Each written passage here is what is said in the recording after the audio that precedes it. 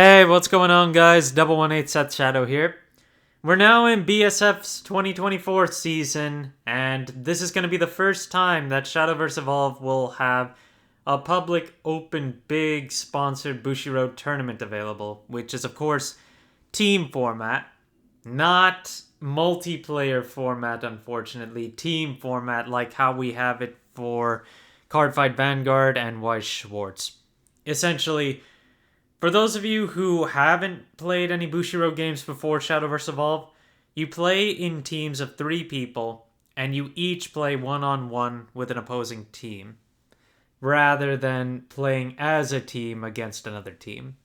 But the thing about Shadowverse Evolve with the BSF this year is that it's going to be competing directly with Cardfight Vanguard's standard format.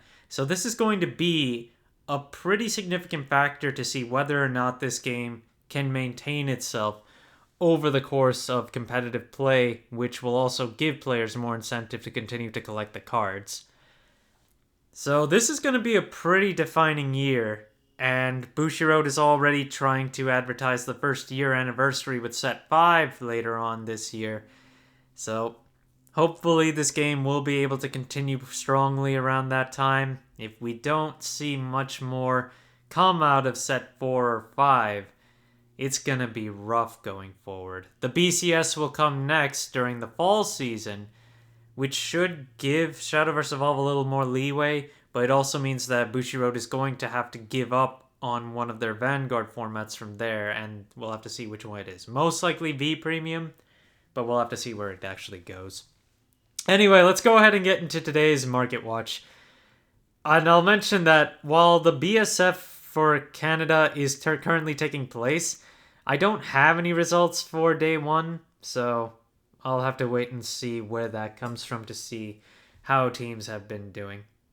Alright, now into the singles. First one for today is going to be Bellringer Angel, which has gotten a few more listings as of late, and it's moving back down in price right now. Recent sales have been $13 to $16, and low prices right now, though, we're looking at $15.50 to start, and they eventually moved their way back up to $20. So it's been, let me see with some more sales recently. Everything that's been selling has been $15 or under with a few exceptions, but nothing has been selling at $20 for the last few days. So, I mean, maybe we're in a lull at this point. And it's actually kind of I'm gonna admit it's kind of surprising to me. With the BSF currently rolling, I would figure that more players would have tried to pick these up more readily at this point. But maybe there's just something else going on there, and may even be just waiting things out. But there are big movements on other cards like Agnes Takon. The base legendary of this is now out of stock. And recent sales on this one, someone got a copy of this for $22. Wow.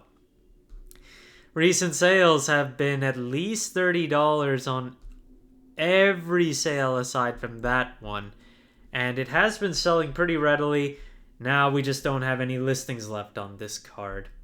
I mean, despite not being a neutral, being able to be played in almost every Runecraft-based build gives this card a lot of value, and it will maintain for some time. Dark Angel Olivia is also looking at another big price gain, and the base price is now $50 for this card. There are only 2 listings right now, and you can see the price jumped back with the release of Flame of Levatine. That's where we had the drop off there. That undulation started a little after the release of Set 3. Recent sales are, let's see how consistent. This is pretty consistent. $30 all the way to $40 for a lot of these sales, and now we're at $50 and $60 for the base legendary. That's insane. And as to how long this will continue, we're just gonna have to see.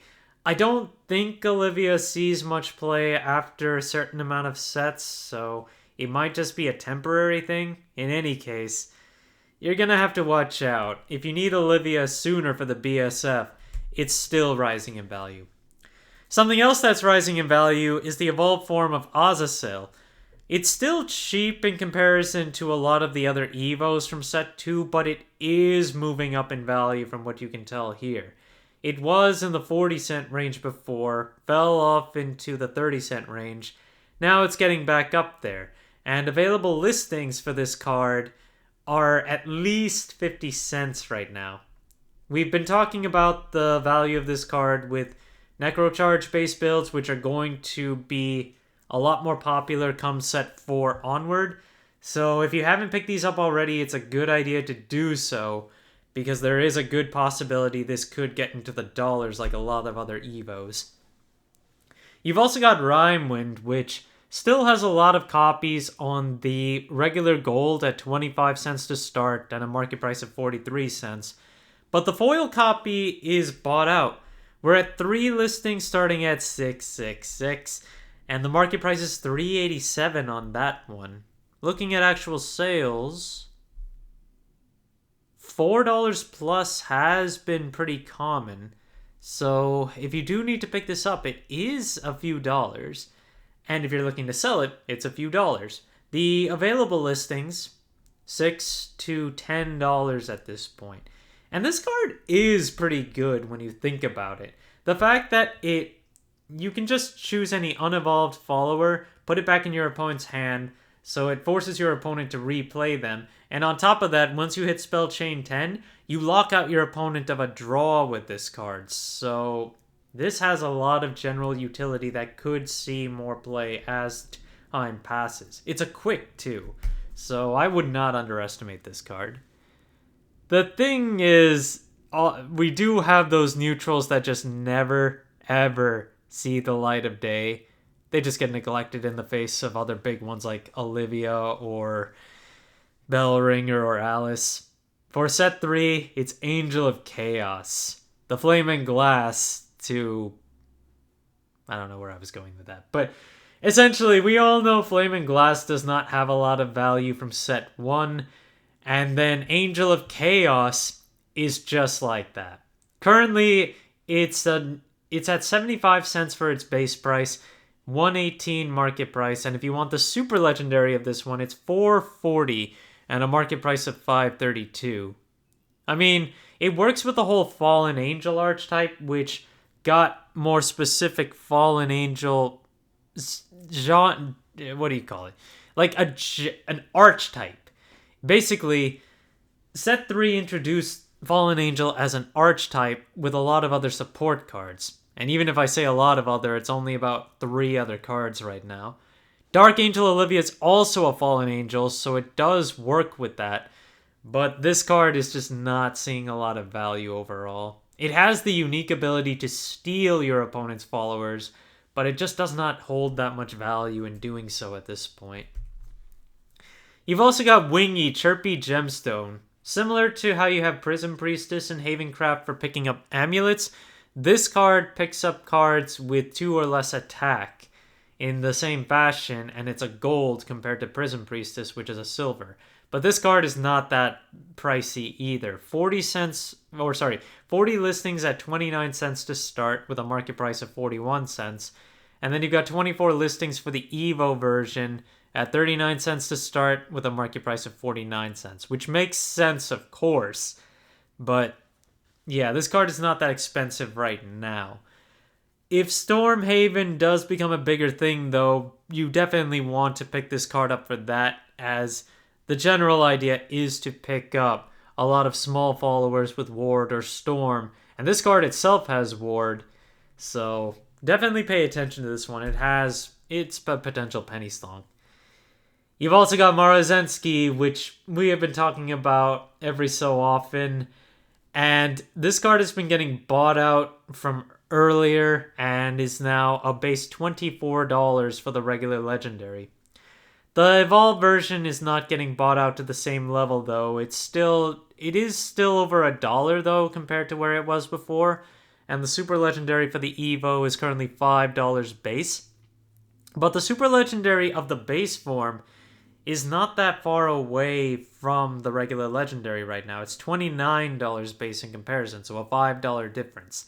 And if you want the signs, they're both cheaper than their current market prices. 110-ish on the regular form and 68-ish on the evolved form here. And the last card to talk about is the foil version of Flowers for You for Uma Musume, which is currently out of stock. We have had sales from $1 all the way up to $3 recently for this card. And looking at history on it, it's been somewhat consistent in its sales, but it sells for $2.50 very consistently, and even gets up to $4 in some cases. This is a generally good card to play for Uma Musume, and it's only for Uma Musume because it only pumps Uma Musume followers anyway.